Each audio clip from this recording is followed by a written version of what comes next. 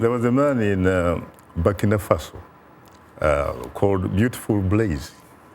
Blaise Compaoré, a man who allegedly might have killed Captain Sankara back in 1984.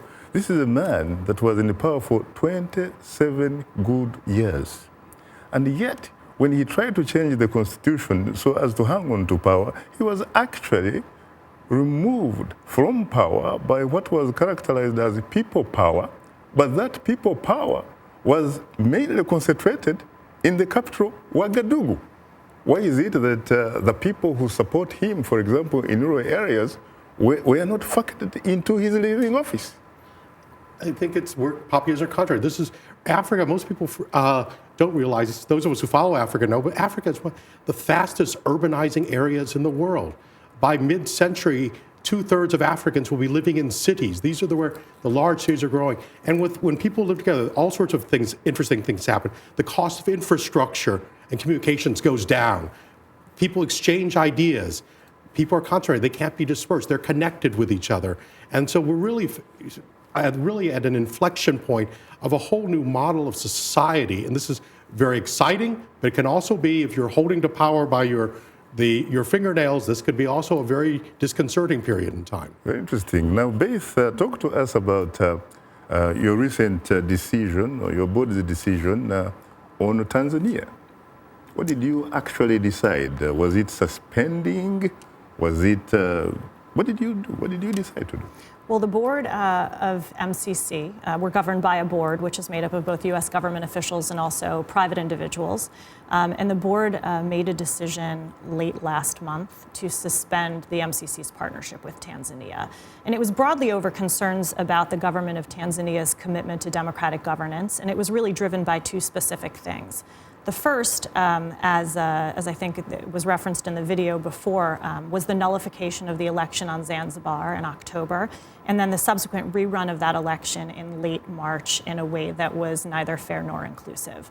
And the second was the application of the cybercrimes law in a way that appears to be impinging on the freedom of speech and association of people in Tanzania.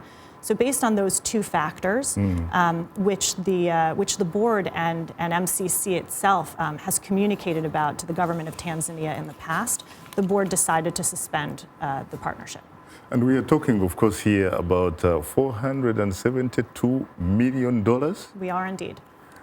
What does the government of Tanzania have to do? What does it need to do? What should it do in order to access this money? Well, the board has made its concerns very clear. And as I said, these are not concerns that just emerged in time for the board meeting to happen. These are concerns that have been very well communicated and thoroughly communicated with the government in the past. So I guess we'll have to see how the government decides to respond to those concerns, and then the board will have to decide if that response warrants a lifting of the suspension. Would that, for example, include perhaps acknowledging the results of Zanzibar of last October?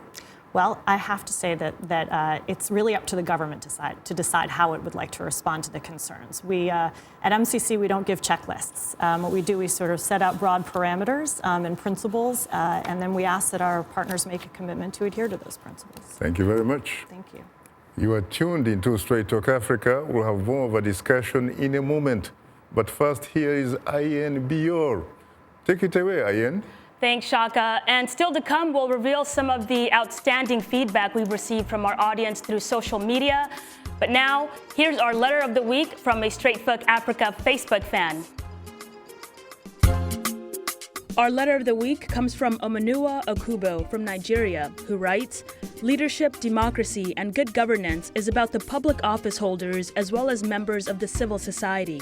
If Africa's development partners want development for the African continent, they must emphasize the need for a very high standard of education among the populace of African states. Development partners must also emphasize the need for the joint setting of short, medium, and long-term goals, and the need to faithfully implement the plans stated in such goals. Development in Africa will be minimal if members of civil society feel helpless or have an inferiority complex towards the politicians and government.